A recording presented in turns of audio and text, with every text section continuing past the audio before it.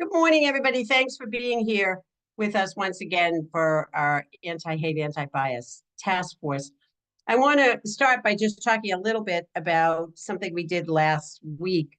We're always thinking about where can we target our resources? How do we get the message across, which is really one of our key questions that we're always thinking about here is, are there people in this county who feel like they don't belong, who ever question that about themselves? And how do we make that climate better? So last week, we were able to have over 200 student athletes join us for a program at UMass Lowell to talk about the use of language, the kinds of things that we've all too often seen in sporting events and locker rooms, those kinds of things. And not just that conduct, but really being a good ally and talking to these kids about the fact that, when you're an athlete in the school, you're an important person. And if people see you doing certain things, they think it's okay to do those things. And if they see you step up and stop those kinds of things, they know it's not okay. And how do they really use that platform? And it was great because we were able to talk about how we're at a time when athletes, I think, are able to use their positions in ways that they had not been able to before to speak for social justice issues. And we really wanted the kids to understand they were in that same spot. And in their school, they really had that kind of a community and a platform where they could be a voice for good. And we were joined by folks like Congresswoman Lori Trahan, Steve Burton from WBZ, and former NFL player Pete Kendall. And they thought about what it had meant for them in various places to be leaders, to be really allies with people. I think Steve Burton said it really well at some point. He said, no matter how somebody else is behaving, I'm going to be myself. And if somebody treated him differently, he suspected or knew because of his color, he just treated them the same way that he would treat anybody else, that respect and kindness, and that had really been kind of the watchwords of his life. It was great because Steve not only was on the panel with us, but we had his daughter to moderate the panel. So it was a great day for the kids. And it certainly came at a moment when we've seen lots of these things across the county. So I also want to talk a little bit about what you may have seen recently. The FBI released its 2023 crime report. And despite a good thing, which is an overall decrease in violent crime, we did see an increase in the number of hate crimes. And nationally, we reached an all-time high with 12,000 incidents of hate reported to the FBI. I mean, if you think about that, that's 1,000 a month. That's 250 a week. There were noticeable increases in religious-based hate crimes, anti-Muslim, anti-Arab, and anti-Semitic crimes. Race, ethnicity, and ancestry still remain the biggest category. They accounted for 59.1% of those incidents that had a single bias that was identified. Religion was in second place, just slightly ahead of sexual orientation, and anti-LGBTQ plus hate crimes continued to spike. Incidents targeting sexual orientation, and these are huge numbers. They increased by 23%, and they accounted for just over 2,400 of those 12,000 crimes that were reported to the FBI. Gender identity-based crimes increased by 16%. They accounted for 547 of the incidents. And that means that more than 1 in 5 of the hate crimes are motivated by some anti-LGBTQ plus bias. Anti-Jewish hate crime incidents, again, these are sad records to touch, but they did reach a record high. They accounted for 1,832 of those incidents, and that was a 63% increase since 2022. And those numbers really, again, highlight the need for the work that we are doing here. We need to be, and we are continuing to talk about comprehensive non-discrimination protections, as well as increasing people's familiarity both with their ability to report to law enforcement and encouraging them to make those reports. You know, this will come as no surprise, political rhetoric and misinformation were cited as potential contributors. And I think you only have to turn on the TV or look on social media every single day to see that that's true. We've been recently investigating and prosecuting a number of crimes that are involving public safety. And these have included some very violent crimes triggered by hate and bias. And doing that, we're really prioritizing the transparency and the community engagement and trying to get as much information. You know, I sometimes feel like we are, as many people are in these positions, just bucking the tide of misinformation. We continue to put information out, and then I look on social media and it sounds like a completely different incident that people are promoting information about. You know, we talked about the FBI statistics, but in Massachusetts in 2022, they haven't finished the 2023 numbers, but Massachusetts had 440 hate crime incidents statewide. And remember, those are what actually got reported. That number probably is many times higher. And that again reflected an increase, and it followed pretty closely the FBI statistics in terms of what were the categories. We know that the increase in hate crimes against both Jewish and Muslim communities has contributed here. You just look at the front page of the Globe today, talking about how much more violent these kind of protests have become on our college campuses, reminding you that here in Middlesex, we have 21 college campuses, all struggling with this issue. And today we're going to focus on two initiatives that really are aimed at prevention. You'll remember back in January of this year, we learned about Governor Healey's HEART, which stands for Hate Crime Awareness and Response Team initiative. And HEART was launched as a direct response to the increase in hate crimes that we were seeing and measuring across Massachusetts. And the goal is twofold. It is both to investigate these incidents when they happen and also to get good data that we are able to track. The team really works on both of those. And today we're really happy to have them back to talk about that progress that they've been making. And I'm going to turn it over to our first speakers from the team, and then we'll go on to talk about the second prevention issue, which is from the Combined Jewish Philanthropy, CBJ. We work so closely with them on a number of issues. They've been so helpful to us in doing the community engagement piece, especially when something has happened. And they're going to talk about the communal security initiative, which is something that it makes me sad every time I have to say it, that we have to have this, but it is necessary.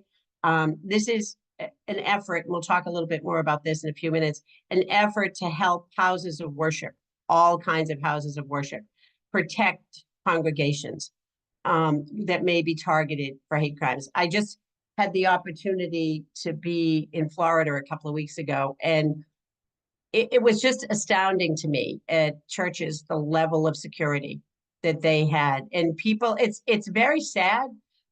It reminded me in a way of how the first time you went through an airport, probably after 9/11, and saw people fully armed and in sort of riot gear or bulletproof vests in the airport, and you thought, this is really scary, and now we take it for granted. Clearly, things have reached the situation now where people accept this, and these are efforts that need to be made. And I think it's totally necessary, but it is a very sad commentary that we take this so for granted now. So we'll talk about both of those.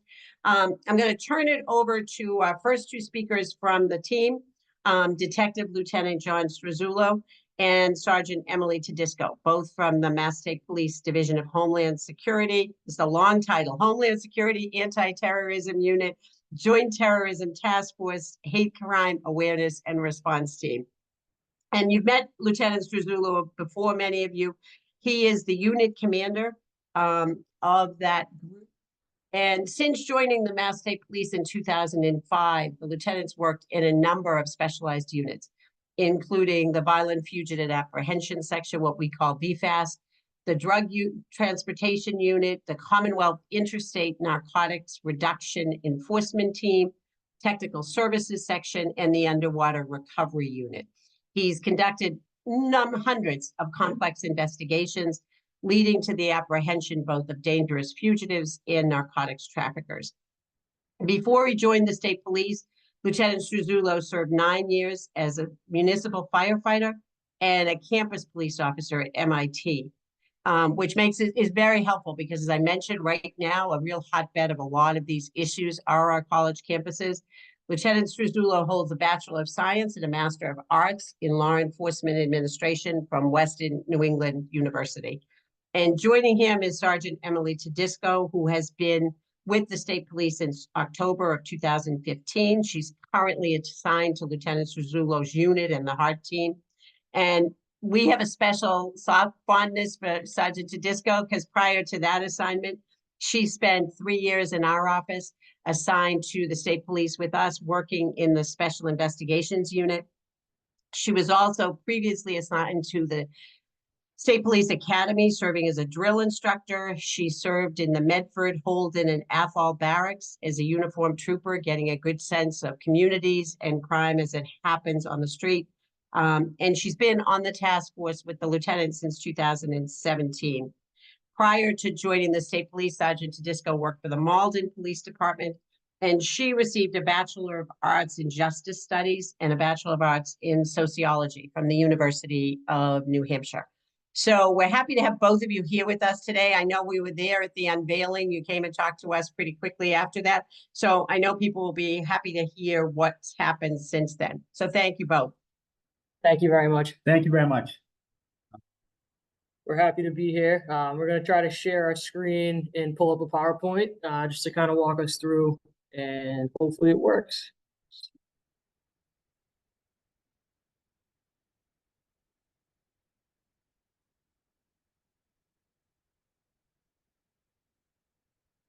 All right. I think we got it. Now I just need to figure out how to get into the slideshow.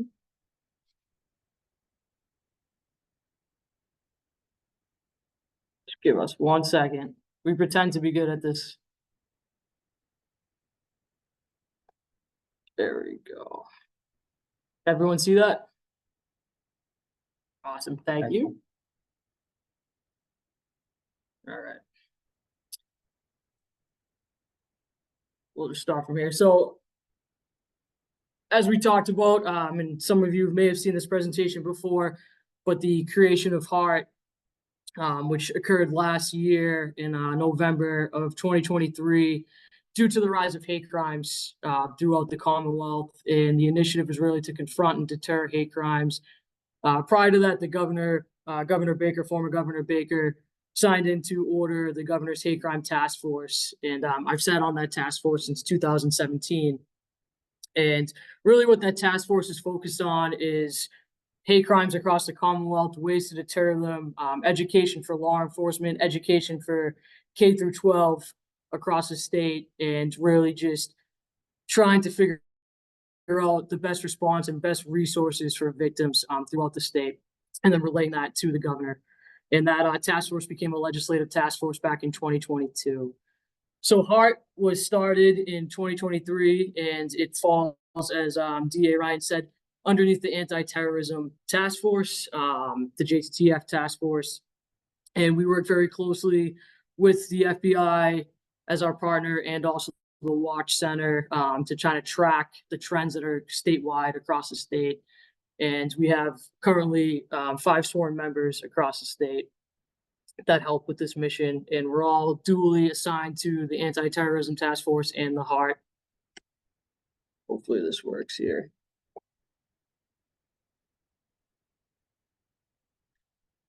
All right, unfortunately my graph didn't come over. Hopefully that doesn't happen on the next one.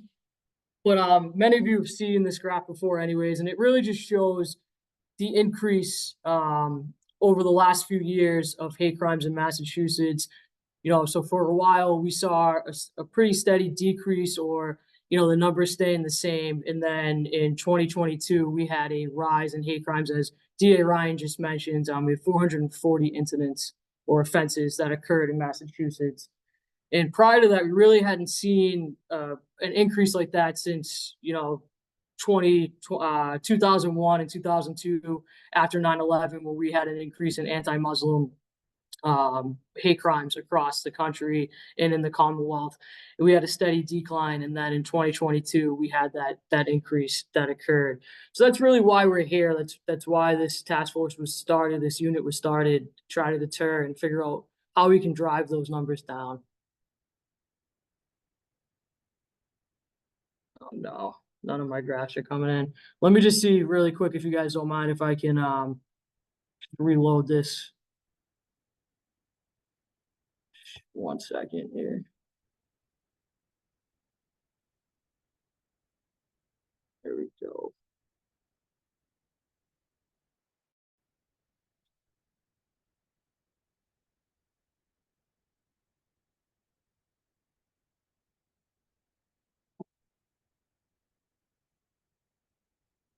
Sorry about this.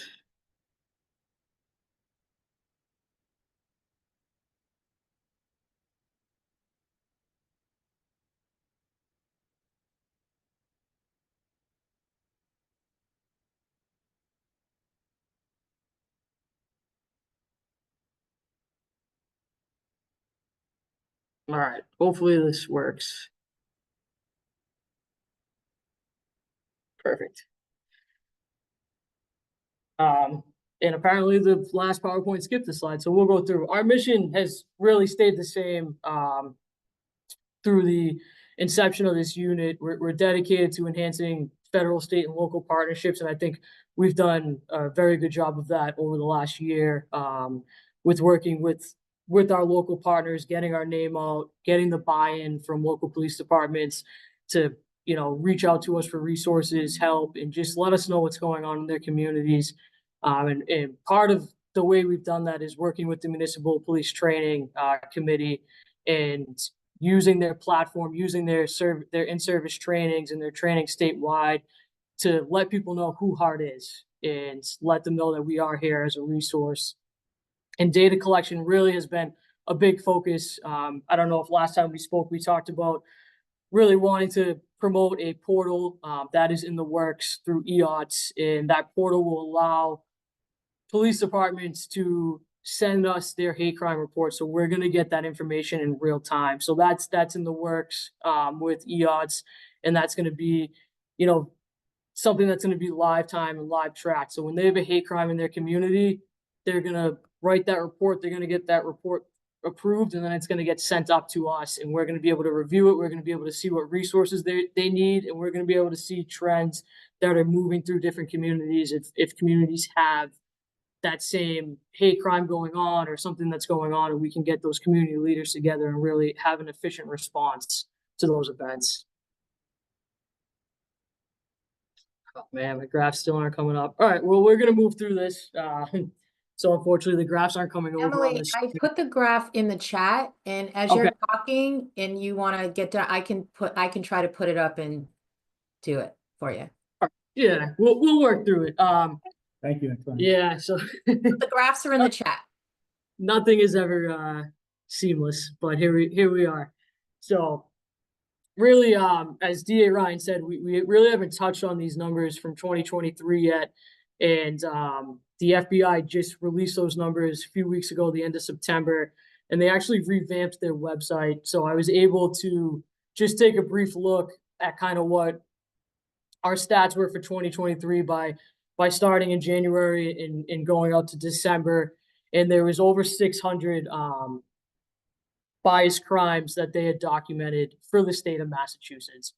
So with that being said, those are just kind of raw numbers. Usually EOPS does a full out thing for the state, and that I'm sure will be out soon now that the FBI has released those numbers. But really where they derive those numbers from is NIBRS, which is when a police department makes a report, those get sent up to the FBI, and that's how they track those numbers.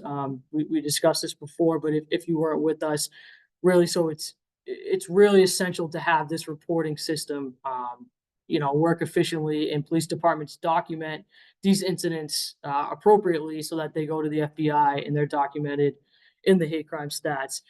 So really what this graph shows is that there has been an increase from the last year. Again, these are some raw data numbers. The breakdowns aren't as specific to what EOPS will probably push out over the next couple of months for that 2023 data.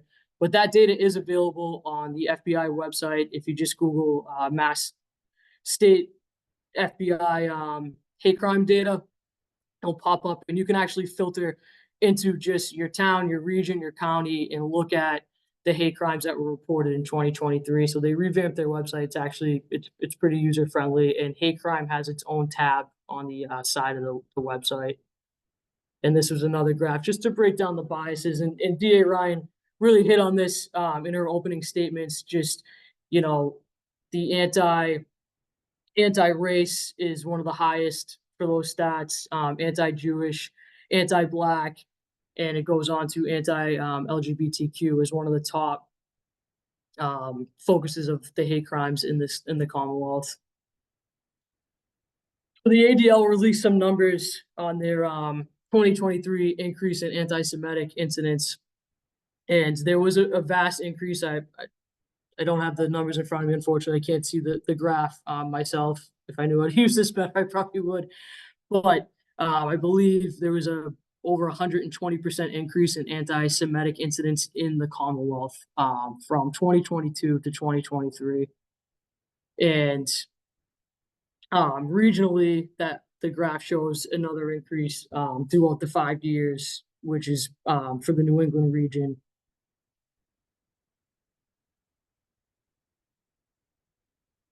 So we actually gave a presentation last week to skip the end. Sorry. To the SROs in schools for the MPTC. So the school resource officers, we gave a presentation down in Norwood, and I pulled just some of this data from the ADL because I think it was important for SROs to kind of know what's going on in the direction that we're going in with, just bullying in general, anti-Semitic behavior. And the ADL does a really good job at tracking these hate crimes and tracking what goes on in the Commonwealth. And it's just important to see some of the incidents that are reported in 2023. As you can see here, they reported incidents doubled in New England in non-Jewish K through 12 schools. And these are just some of the examples. Jewish middle school student was targeted with anti-Semitic bullying, including physical altercations. And national findings were particularly the same. There was an increase across college and university campuses, 321% increase from 2022. So I think that's just important for our community to really realize is this is what we're facing. These are the things that our kids are doing on a day-to-day basis, and we're seeing it across the Commonwealth. And we'll get into it in a little bit, but a lot of this stuff derives from the internet, as we know, and cyberbullying and cyber issues across. So it's just something to be aware of in your community. We're seeing an increase. And I just wanted to touch again on what a hate crime is. And this is pulled from the MPTC training. And I think it gives a very good overview of what the statute states. So in order for there to be a hate crime, there has to be a crime defined under Mass General Law. So, for example, the examples we use a lot of the times are tagging, threats, things of that nature. And then it's driven by a hate motivation, right? And it has to be that there has to be a protected class. So as you can see here, the protected classes are race, ethnicity, national origin, religious beliefs, sexual orientation, handicap, and gender identity. And I think it's just a good thing to keep in mind what a hate crime is, because we get those questions a lot. And obviously, some of this stuff, it kind of toes the line. And unfortunately, some of the people that toe the line really know the law and understand hate speech and First Amendment rights and things of that nature. So I just wanted to put a reminder in on what the hate crime is.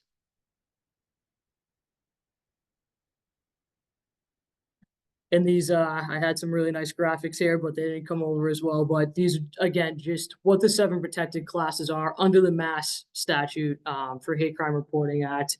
It's handicap, race, sexual orientation, gender identity, national origin, religion, and ethnicity.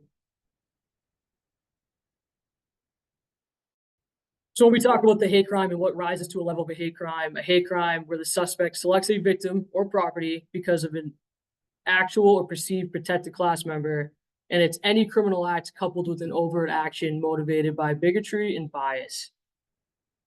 So a hate incident doesn't necessarily rise to the level of a hate crime, but the reason we put this in here is because for the Heart Unit and just overall, it's very important that we track incidents, right? So that's one of the things that we've harped on over the last year. Just because it doesn't rise to the level of a crime, we still want police departments to take the report. We want these incidents to be documented. And part of that reason is because we know through our training and through our experience that we see with crimes is sometimes it might be an incident today, but it's going to escalate to a crime in the future. And we want to track the perpetrators. We want to track the locations. We want to track what's going on. So that's that's a lot of what we push to our police departments. We obviously can't dictate their policies in local agencies, but I feel like overall they're very receptive and everyone's been documenting things that go on in their town. And we want to push that to the public too. Even if you don't think it rises to a level of a crime, you still should report it.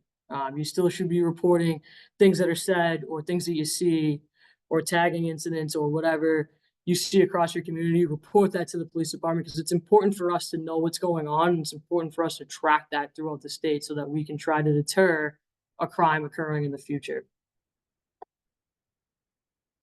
So again, just reiterating the cyber hate. I think last time we did a presentation for the task force, we talked kind of about Zoom bombing and obviously, you know, a lot of our meetings are held online now and virtually, and we've seen an increase in Zoom bombing. We had the Winthrop example. There was one that occurred in Concord not long ago where these meetings are interrupted, and it's also very, you know, it's with things that are derogatory. We've seen a lot of anti-Semitic rhetoric pushed through these Zoom meetings by perpetrators that are unknown. But another thing, as I stated before, that we really wanted to push out to the SROs of the training we did last week and also the community is the online harassment. A lot of things we've seen in some of the police departments that have reached out to us with some things is, you know, our children are using things like TikTok and Snapchat and things occurring outside of school, and then they're kind of spilling over into school. And that's where we're getting a lot of reports, bullying, whether it's anti-race or anti-religion type things that are going on. It's carrying over from, you know, using social media at home, using social media out with their friends, and then the incidents are spilling over into the school. And that's where we get involved as a police department and try to do some interdiction and things like that on those issues. But it's just something to be aware of. Obviously, we're all aware of how kids use social media, and every day it's changing, just trying to stay on top of what they're doing and how that affects us in, you know, in terms of hate being spewed online and then spilling over into real life. So within our first year, these are just some of the things that Heart has accomplished.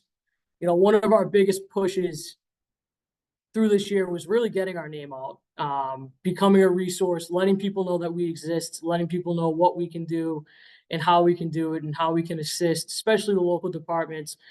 So we worked with MPTC. We did 6 train the trainers statewide at different MPTC academies, and that was for law enforcement in service.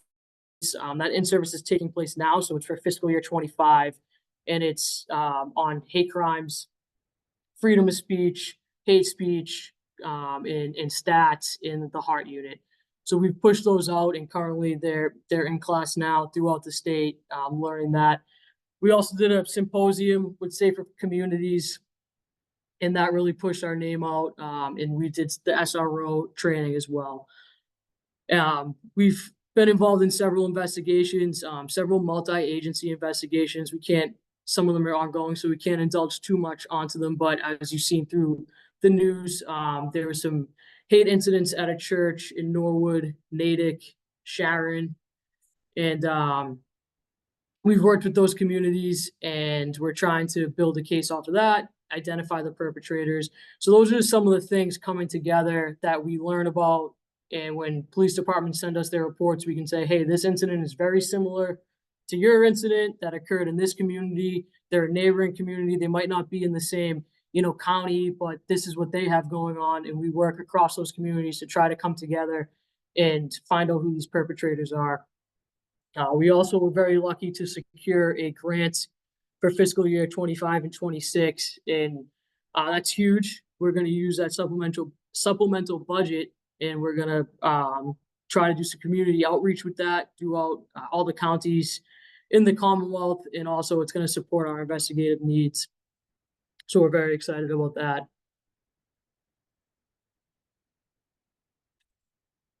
So what can you do? We really just want to reiterate across the communities to encourage reporting to your local police department and document any incidents.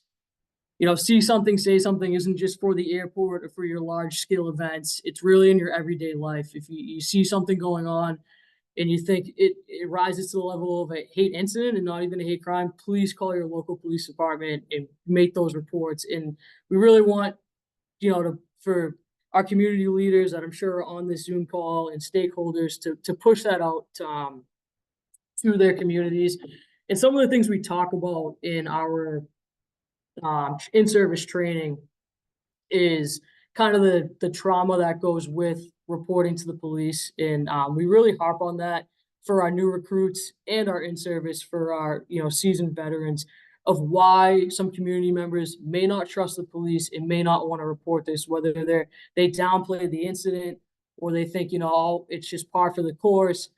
I'm not going to report it. Nobody's going to listen. And we've really tried to bolster the training in that and in what the generational, the cultural traumas that people face throughout really the history of the United States causes people not to trust and want to come to the police to report these crimes. And, we hope that our education and our in-service through the MPTC and to our recruits is going to break those barriers, and they're going to understand culturally how to take reports from people and how to, understand why they may not trust us. So we really want to push that out to your community members, is that we are here. We are a resource. We do care. We want people to make these reports. We want victims to come in and report these crimes, and we are here to listen. Even if it doesn't rise to the level of a crime, we can still provide resources to these victims at the time and get them help and try to heal that community trauma that they may face through these incidents. Because that's one of the things that we see is how destructive it is for the communities when things of hate, crimes, or just incidents occur, and how we can kind of deter that and make people feel seen. So that's just one of the things that we really want to push out to our community leaders. And this is something that we stole from the FBI, but it's very good, and you can get this right on the FBI website as well. But just what you do in response to a hate crime, a threat, best practices for evidence, for notifying the police, things that may help an investigation along. If you get a text message or you get a threat online, saving that, screenshotting it, giving it to the police department, making the report as soon as you can is always helpful for us. We have just one more slide here. Our current initiatives. Again, we talked about this in the beginning, but really we're just building on this. We hope to have a portal up and running within the next year. We're going to continue to train with the Municipal Training Academy. We're going to continue to train our recruits and continue to train across the Commonwealth. We've done various community outreach. We've actually visited UMass Boston and sat down with their faculty, their staff, and have really developed a relationship with them for the future, for educating not just their campus, but also educating their faculty. And we've learned a lot just from some of the things that they do and some of the initiatives they take on campus, which is important. So we really want to get out there across the state, whether it's on campuses to talk to faculty or with local police departments and their community outreach programs and be a face to deter hate crimes. And we are working on hate crime and freedom of speech handouts, and that would be for our patrol response. So similar if you know, a patrol officer goes to a domestic and there's, you know, a victim there, they often have resources and resources for victims that they will give them pamphlets on. We want to also have that for hate crime. So we've been working on that over the last few months, and hopefully that's something that we're going to have readily available across the state for all our police departments to have at their police department and while they're responding to incidents. And this is our contact information. It's our email, msphart@pol.state.mass.us. We are here as a resource, but we also just want to encourage that if you do have a hate crime, that you're not emailing this email. Please call your local police department and report it through the proper channels, because this email is not monitored 24/7. And your local police department has a jurisdiction, and then they will get in contact with us and we'll go from there. But if there is a hate crime, please, you know, go through the proper channels, because again, this isn't monitored 24/7. But if you have questions outside of an active crime going on or things that Hart can do for your community, feel free to email us with any questions. DLT. Thank you very much. We appreciate your time. And, you know, again, with the up and coming election coming, and we're obviously in very polarized times, and we see a lot of is the current trends, the current events dictate current trends, as we see with things that are happening throughout the world and the country, and that pushes the rise of hate crimes. And it's just very, very important that if something occurs, it is reported to the local police, and then we can get it pushed over to us, so we can obviously work with the local police departments and obviously try to cater the appropriate response to help people out. But it's been a pretty good year so far. Emily's done a tremendous job, and the team's worked hard, and we've reached out to a lot of different communities, and we're just trying to, again, just get our word out there and our name, and try to obviously help out as best we can with the whole situation. Well, we appreciate your time, and thank you very much. Thank you, Lieutenant Sergeant. Anybody have any questions, comments? Our speakers? Hi, I was a bit late to the meeting. My deepest apologies. I was wondering if there's somewhere I could find the presentation. Do you guys mind if we share the slides? I think Antonia has of it, yeah, and if we can do a PDF, if that makes it easier, we can absolutely do that. Yes, Okay, I'll be email great. it out to the group. Thank you. That'd be Thank great. you. And you know, I acknowledge, as we always do, and say we do this work as a community, and we're happy to have here today representatives from Senator Cream's office, Senator Kennedy's office, Representative Lewis, the mayor's office in Newton, Mayor Fuller. And, you know, that is how we are going to deal with this and make progress, is by having the whole community come together, be educated about this, and share information. Anybody else? Questions, comments? Thank you both. It's good to see you. Good to see Thank you too. you. Thank you very much. Now, I mentioned a little bit earlier that Jeremy Yemen, who's here from our good friends at CJP, and Jeremy runs the Communal Security Initiative, which helps houses of worship. And I see we've had some people who joined us since I talked in the beginning, so I'll repeat that. But the CSI, as it's called, serves over 250 Jewish organizations in Greater Boston. So that being synagogues, religious schools, all of those kinds of communities. And they've expanded to offer their services to over 100 partners in Maine, New Hampshire, and Vermont. But what I think is important about this is not just for Jewish congregations and Jewish communities. CSI has really done a great job of welcoming participation from all faith communities in joining those trainings. And I know a number of other congregations, different faiths, where folks have gone to really talk about the problems. You know, it's hard to have a church service and lock the doors. And that's kind of the struggle that we have going on. And the training opportunities that CSI offers are designed for not just the clergy, but the congregants themselves, the board leadership, the staff, the teachers, the volunteers. You know, there's virtually no religious congregation or religious school or program that doesn't have a whole lot of people who just, that is not their job.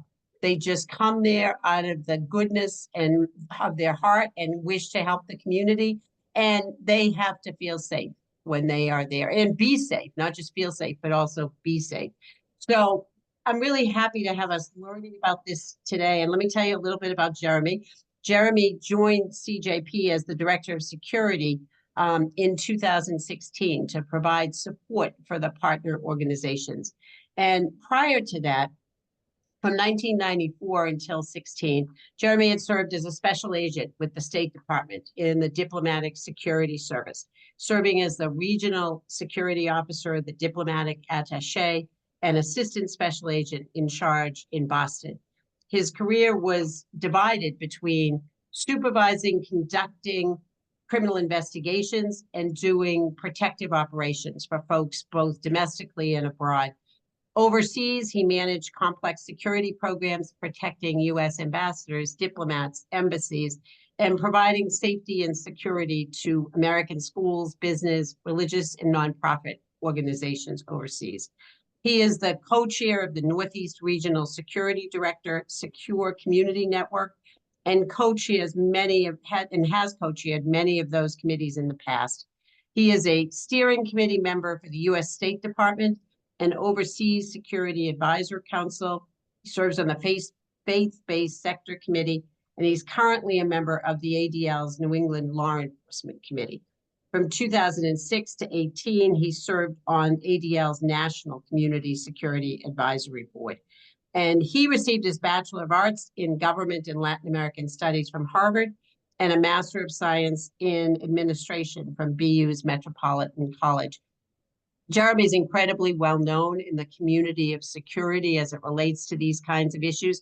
And as I've said, both he and CJP have been great partners to us when we've dealt with these issues, Obviously, we have some college communities in our county that you may have heard of that have lots of international students, lots of very important international students. Their families come to visit. The folks from very important people from other countries come to give lectures, come for graduations, those kind of things. So we have a lot of those issues. And for a very long time in dealing with those, Jeremy's been a part of all those groups. So I'm really happy that he's made time to be here with us today to talk about this important initiative. So thank you. Thank you very much, District Attorney Ryan, both for the invitation, your time, the great team and cooperation over many years. So thank you very much for that. I'm going to pull up a slide deck here, but the basic goal today is to provide you with some tools. And if somebody can give me a thumbs up that this thing is actually up and you can see it. All right, that's incredible, incredible. I should probably just stop there. But as you all know, both in my prior career and now, you really want to stay proactive on the security side. If you're reacting, you've already had a problem. And one of the challenges which the district attorney addressed really is that all of the religious institutions and all of our day schools were built to be open and welcoming. This was not a thing, right? And what has happened is that people who choose to do harm are targeting those institutions for that very reason, right? So that is a huge problem, which is very difficult to resolve just through architecture and so on. I'll give you a little bit, you heard a bit about me, where now the program has grown. It started with me in 2016. CJP didn't know exactly what a security director for them and the 150 staff would be, much less what it would be for the 250 partner organizations in the area.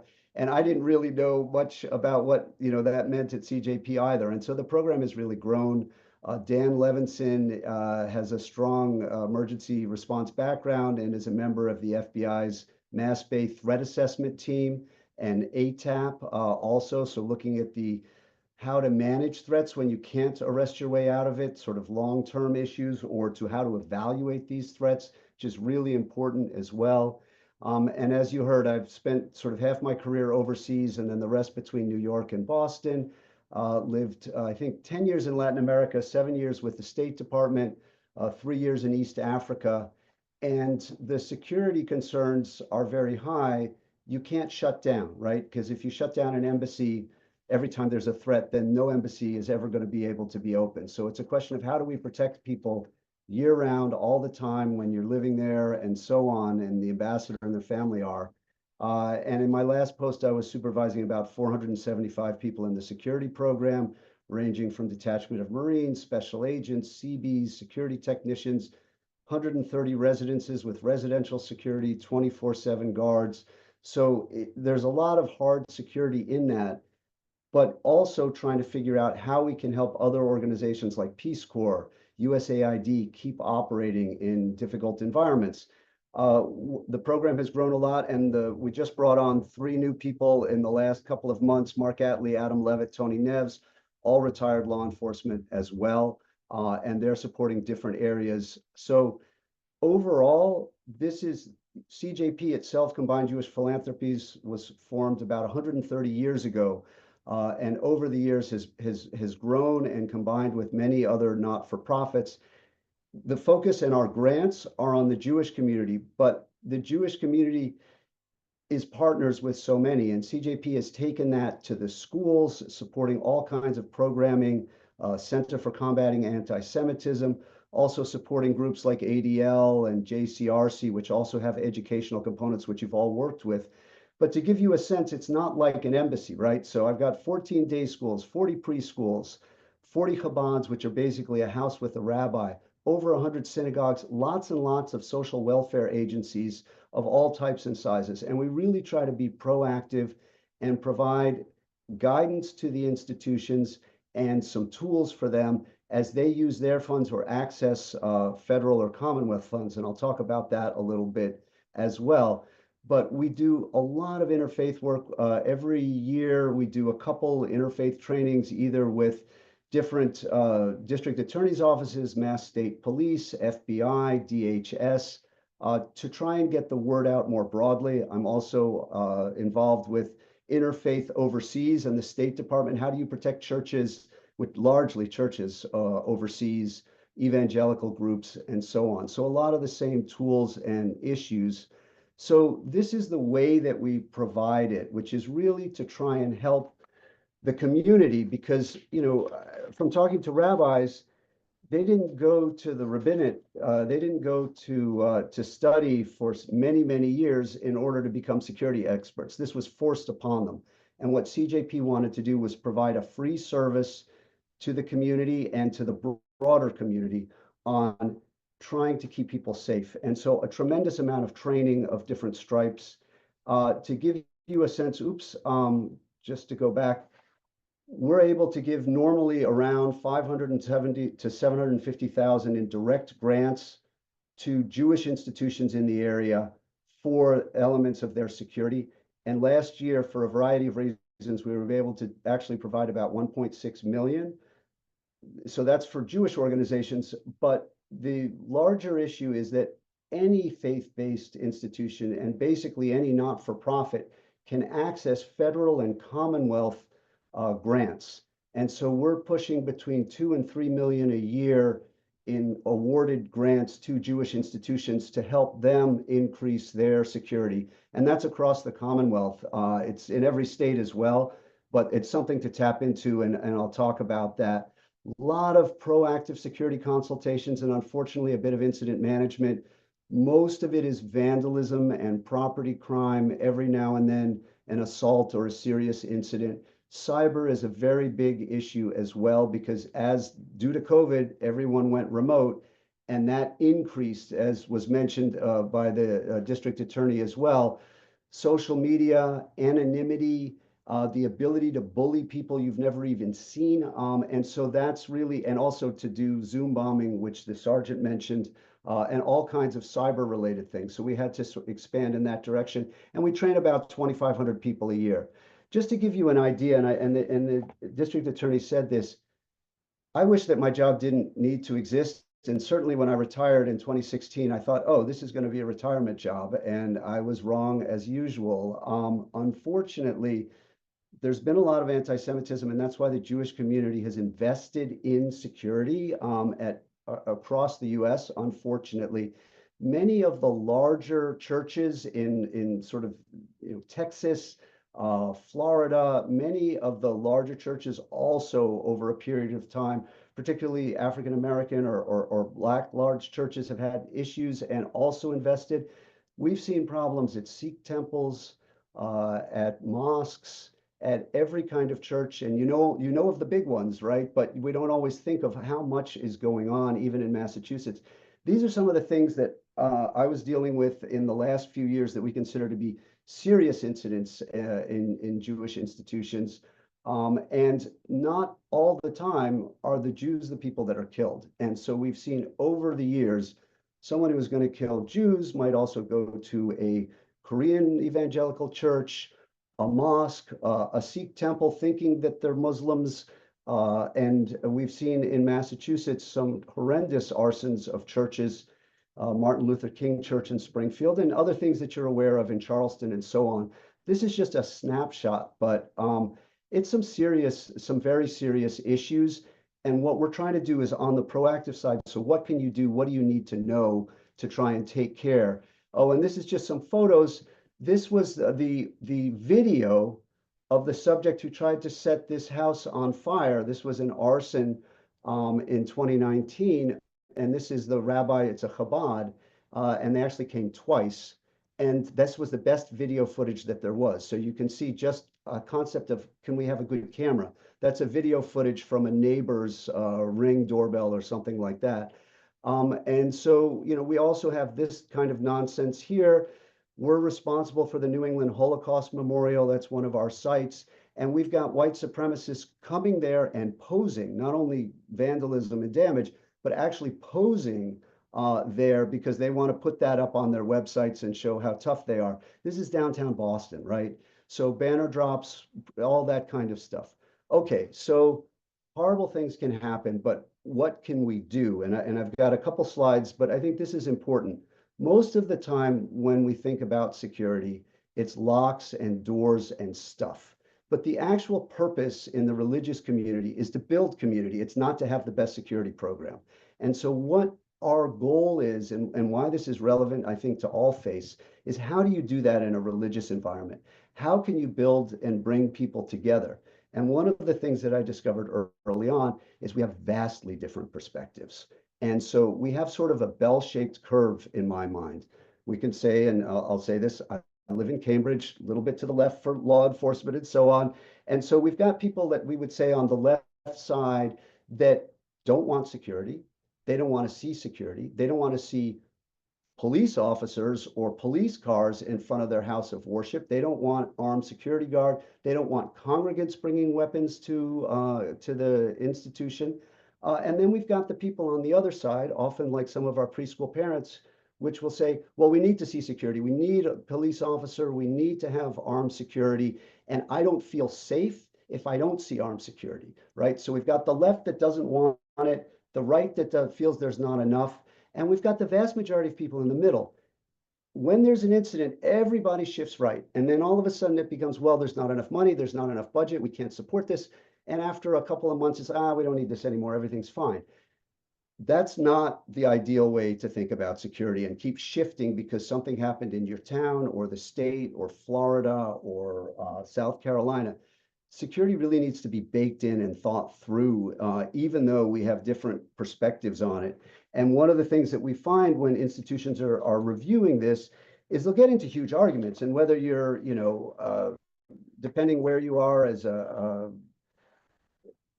white male who may have one attitude growing up, let's say in the city or the suburbs, or a female or someone LGBTQI, or who've had different life experiences or been the victim of a violent crime, whether that graffiti is a serious incident or just nonsense that kids did, doesn't really depend on the incident itself. It depends on our perspective. And I've seen huge arguments over this. And I just mention it because as pastors and ministers and reverends, you get sucked into this and you've got people on one side telling you one thing and on the other side telling you another, and you've got to both be the arbiter and figure this out and also determine what's our direction.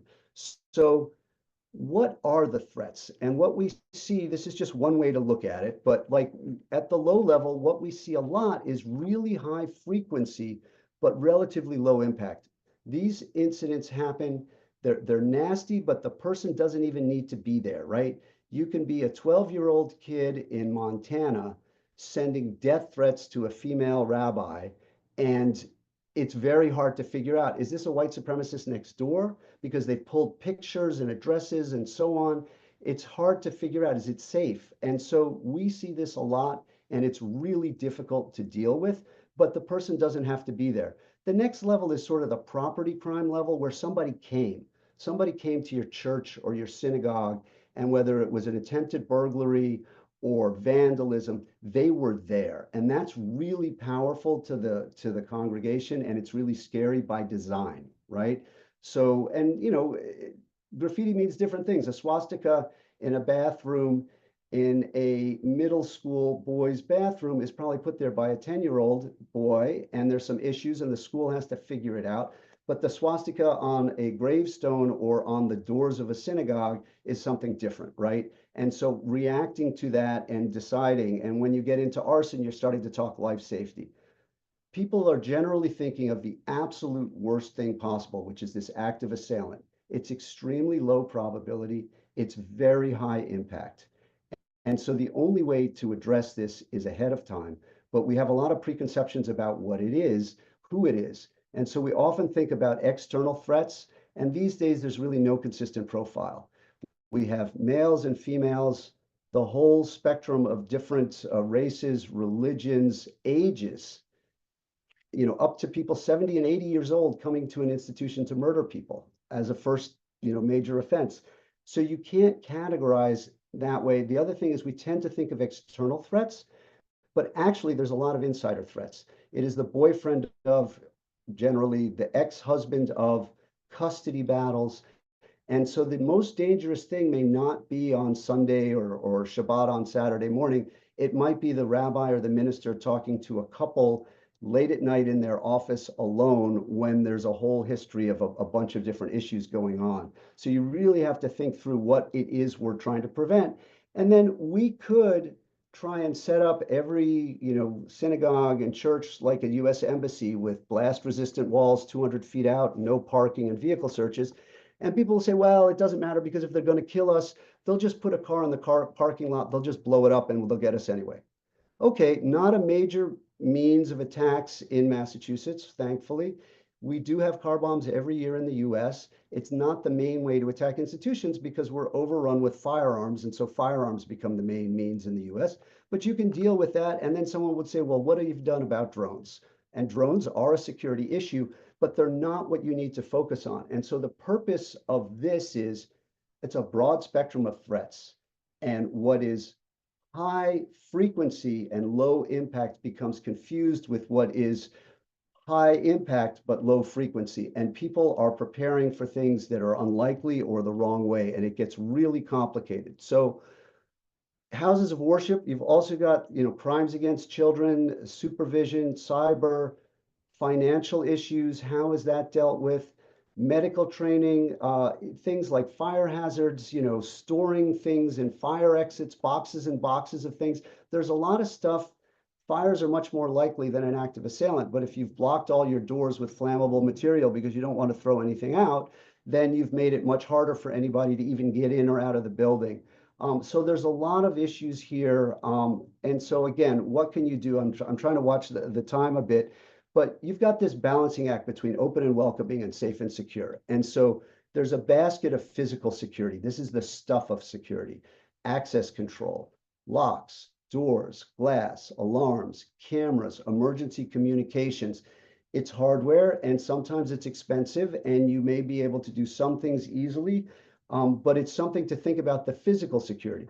Procedures: who's unlocking, who's locking, what if it's a bake sale, what if it's a choir group, what if you're renting out to tenants who use it once a week? We've got churches renting to synagogues and synagogues renting to churches, which is great, right? Better use of the space. But then who is doing what and who's admitting people in? So there's a lot of questions. This isn't a major cost issue. It's what should we be doing? What should we be thinking about? And then the real issue that it all comes down to is the people, right? The rabbi, the minister, the executive director, or the senior staff member, if there is one, because we've got synagogues, we've got the biggest synagogue in New England, and we've got synagogues of like 50 families, right? And that's it. So they're all volunteer, or there might be one part-time rabbi or even a rabbinical student, some of these institutions, and a part-time bookkeeper. So it's not like you've got 10 different staff that you can assign to security. So how do you deal with that? And part of it is through training and making people think not in fear, like, oh my God, the worst thing is going to happen to me every time I come to church or synagogue, because then they won't come, right? It is, how can I learn to take care of myself, my family, my loved ones? How can I support the community? Why is the door locked, or why is it locked 15 minutes after services start? Why is that important? So there's a whole bunch of things there that is about building resilience. So when you think of security, again, really, it shouldn't just be one thing. Do you have a security officer? Is Joe the retired police officer around? It really has to be, what are our layers of security? How have we constructed this? Because you're on notice already that ignoring security and thinking that it's someone else's issue is not a good way to go. So how do we think about the layers of security that we can have and how we build them up? And so winding down with the last couple of slides, have you ever requested or completed a physical security assessment? Your police department may be able to do so, the Department of Homeland Security. I can't say that we're going to do it for all the churches in Massachusetts because it takes an incredible amount of time, but you can get it done. There are also some forms online that can be used to do a self-assessment. And then things like the training, we encourage all of our institutions to invite their interfaith partners. I've spoken to the Mass Council of Churches, I think about 2 weeks ago. So there's a lot of interfaith collaboration. So if a synagogue is doing something, or frankly, if a church, particularly in Eastern Massachusetts, wanted to host and we could, invite some people from synagogues nearby, it's really important to take different kinds of training.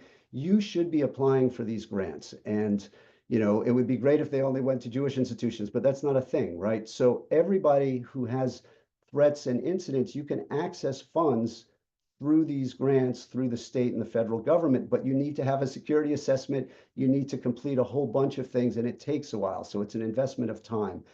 Lots of different things have you met with in smaller towns, with the police chief in Boston, with the captain at the district, and maybe the sergeant who's the community liaison officer, community services officer.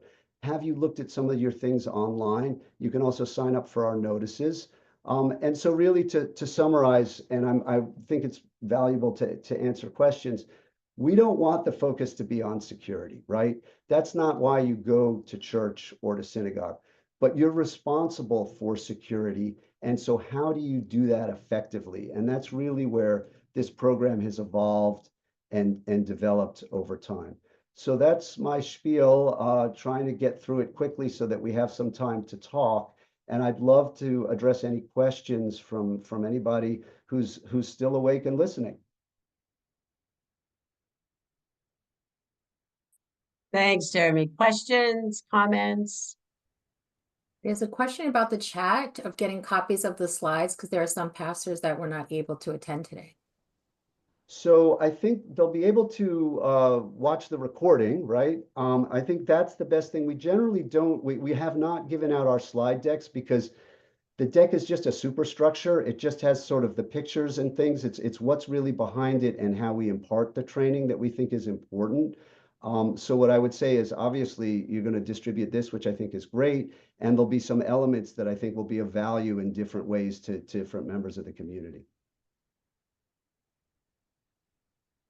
But I appreciate that somebody would like to look at the deck. That's a good sign. Jerry, can you just touch base on what are some best practices of, and I think we heard earlier in the presentation about see something, say something, that Right. maybe we oversee or take for granted that you have seen in your experience that we should probably perhaps pay a little bit more attention to because of the political climate and the election and the climate, you know, basically Yeah. the climate that we're in? Yeah, great question. So first of all, we're in a particularly difficult time right now because the people who should be our greatest role models are using social media to attack other people, and then it spins and spins and spins and gets worse, right? One of the things that generally we found, and in my previous investigative role, is you find out about something once, but usually there were a whole bunch of things that happened before that were never reported. And when we've gone to synagogues and they've had an incident, you know, or we talk to them and say, well, has anybody ever, you know, have you ever had a problem with an emotionally disturbed person interrupting service? No, we've never had any problem. And then it'll be like, well, there was the guy in the parking lot that we had to have arrested 5 years ago, and half the people won't even know about it. And then it'll turn into, okay, so one thing is you need to communicate internally. And when things happen, you should just report them. And basically, it's generally 911, sending an email to someone that you know in the department who was there. They're not, the department's up 24/7, but not every individual in the department is. And so really the best thing to do is you call 911 and you say what it is. If it's a threatening email, if it's a letter, if it's someone lurking in the parking lot, if it's vandalism. A lot of the cyber stuff just gets ignored and sort of thrown out. And it's really important to preserve things because you also may be part of a larger pattern. And so you might have one piece of that puzzle that for you, it was just this one email, but they screwed up and they used a different email address. And by comparing the language, it then leads to, you know, some other information, which is important to a larger case. So don't ignore this stuff. And yes, it's see something, say something, it's reported, but it's also don't panic about it, right? So you can dial 911 and say, we've had, you know, an email threat, can you send someone over? Which is very different from burglary and process, you know, kind of thing. So and it takes a little while too. When you call dispatch, they want to know who you are and what and where. So you have to be prepared for that. But I would say reporting it, there are ways to report online. Not all departments can handle complicated online things. I still would report it to them. Even if the officer seems bored, okay, it was an email, right? Still report it. And then there are things like IC3, the Internet Crime Communication Center, where you can upload it and send it to the FBI and that will get it around. ADL, the Anti-Defamation League. On our website, you can link to them. You can link to them as well directly. And so you want to report to them if it's a bias or hate, not simply anti-Semitism, but all kinds of bias and hate, because not all departments record this stuff the same way. It's a whole other issue out there. So I would say reporting it and recognizing it and explaining to people why they should report and recognize it, because you want to catch the stuff early, not after something terrible happened. And then everybody goes, well, we knew that guy was a problem. Okay, well, if you had, gotten a BEST team involved or a group of psychologists or the police, you might have been able to prevent something rather than respond to something.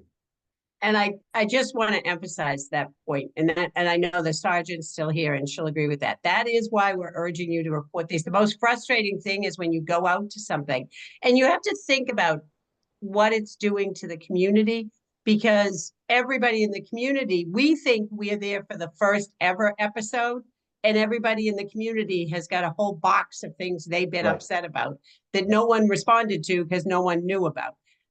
So it's the drip, drip, drip effect. And those 5 things that happened that everybody kind of said, oh, that's just Joe, or that's just whoever. You really should be reporting that. That's partly also how we figure out where to deploy our resources, how we think about which communities are having issues. If we don't know, we can't help you. We have a question in the chat about. So just before I get to the question, the other thing I just wanted to say to your excellent point, if you're applying for one of these federal or Commonwealth grants and you can say, we've had 3 incidents reported to the police, okay, email, vandalism, whatever, you've got report numbers there, then you're saying, okay, things are happening to us, we're asking for your money, and you're actually able to say, well, over the past 3 years, we, this, that, and the other happened. If nothing is ever reported, you don't have that ability either. And then it's like, well, why should you get the money instead of the institution across the street?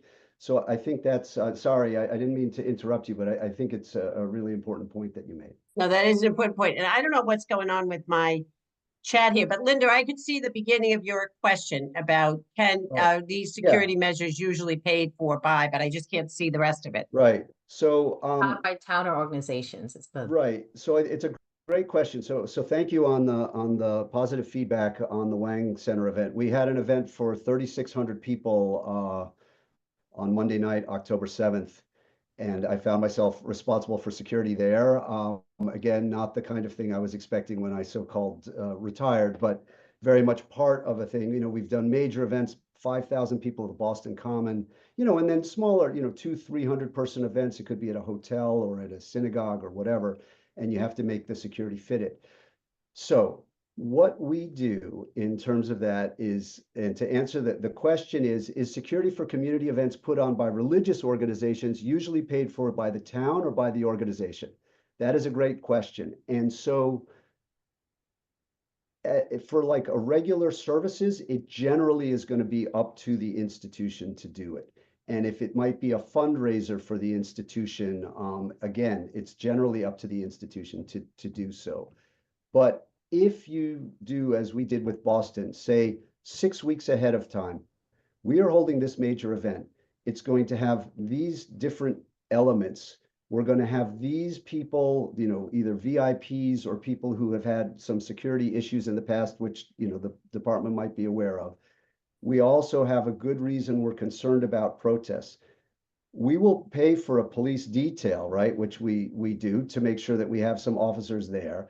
But then by providing the information, and not the day before or 3 days before, but to the department and saying, this is what we're doing and this is what it's called, and we are inviting this many people for this period of time. You might have traffic issues, you might have medical issues, you might have just, you know, other threats or email kinds of things that you've had in the past.